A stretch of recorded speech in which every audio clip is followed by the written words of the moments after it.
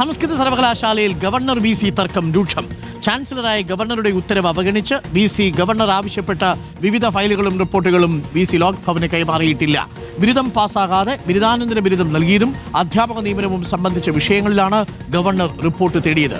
ഭരണകാര്യങ്ങളിൽ തീരുമാനമെടുക്കാനുള്ള അധികാരം സിൻഡിക്കേറ്റിലെ ചർച്ച ചെയ്തേ തീരുമാനമെടുക്കാനാവൂ എന്നുമാണ് VCയുടെ നിലപാട്. ഗോപാൽ ശിലാസ്ഥലത്തിന് തുടരുന്നുണ്ട്.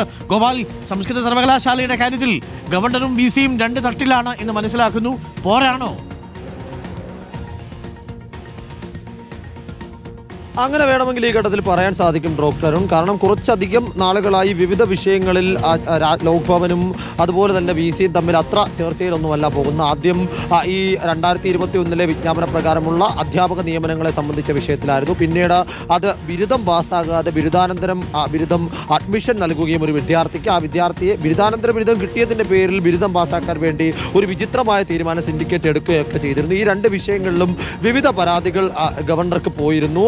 അത് ഒന്ന് സേവ് യൂണിവേഴ്സിറ്റി ക്യാമ്പയിനും മറ്റൊന്ന് ഗവർണർ നാമനിർദ്ദേശം ചെയ്ത സിൻഡിക്കേറ്റിലെ 4 അംഗങ്ങളുമാണ് ഈ പരാതികൾ നൽകിയത്. ഈ പരാതിയിന്മേൽ അടിയന്തരമായി ഇടപെട്ട ഗവർണർ എന്തൊക്കെ ഫയൽ നീക്കങ്ങളാണ് ഇതിൽ നടത്തിയത് എന്ന എല്ലാ ഫയൽ രേഖകളും അടക്കം ഉൾപ്പെടുത്തിക്കൊണ്ട് ഒരു റിപ്പോർട്ട് അടിയന്തരമായി സമർപ്പിക്കണമെന്ന് VC ഗീതാകുമാരിക്ക് നിർദ്ദേശം കൊടുത്തിരുന്നു. എന്നാൽ ആ ഫയലുകളും റിപ്പോർട്ടുകളും സമർപ്പിച്ചില്ല എന്ന് മാത്രമല്ല, ഈ വിഷയത്തിൽ സിൻഡിക്കേറ്റിൽ ചർച്ച ചെയ്ത ശേഷം മാത്രം തുടർ നടപടി മതി എന്ന നിലപാടിലേക്കാണ് VC എത്തിയിരിക്കുന്നത്. ഇന്ന് അതുമായി ബന്ധപ്പെട്ട് ചേരുന്ന സിൻഡിക്കേറ്റ് യോഗത്തിൽ ഈ വിഷയം ലോക് ഭവൻ എന്ത് മറുപടി കൊടുക്കണം, റിപ്പോർട്ടുകൾ നൽകണമോ വേണ്ടയോ എന്നതടക്കമുള്ള കാര്യങ്ങൾ ചർച്ച ചെയ്യും എന്ന അജണ്ടയിൽ തന്നെ പറയുന്നുണ്ട്. അതിനോടൊപ്പം തന്നെ അജണ്ടയിൽ ഒരു നോട്ട് കൂടി, ഒരു കുറിപ്പ് കൂടി VC ചേർത്തിട്ടുണ്ട്. ആ കുറിപ്പിൽ പറയുന്നത് ഇങ്ങനെയാണ്: ഭരണപരമായ കാര്യങ്ങളിൽ അന്തിമ തീരുമാനമെടുക്കേണ്ടത് സിൻഡിക്കേറ്റ് ആണ്. അത് സിൻഡിക്കേറ്റിന്റെ തീരുമാനത്തിൽ എന്തെങ്കിലും ചട്ടവിരുദ്ധമായി ഉണ്ടെങ്കിൽ മാത്രമാണ് ചാൻസലർക്ക് ഇടപെടാൻ കഴിയുക എന്നതുമാണ് ആ നോട്ടിൽ പറയുന്നത്. എന്താണെങ്കിലും ഇന്നത്തെ സിൻഡിക്കേറ്റ് യോഗം ഈ വിഷയത്തിലേറെ നിർണായകമാണ് ഡോക്ടർ. ഓക്കെ.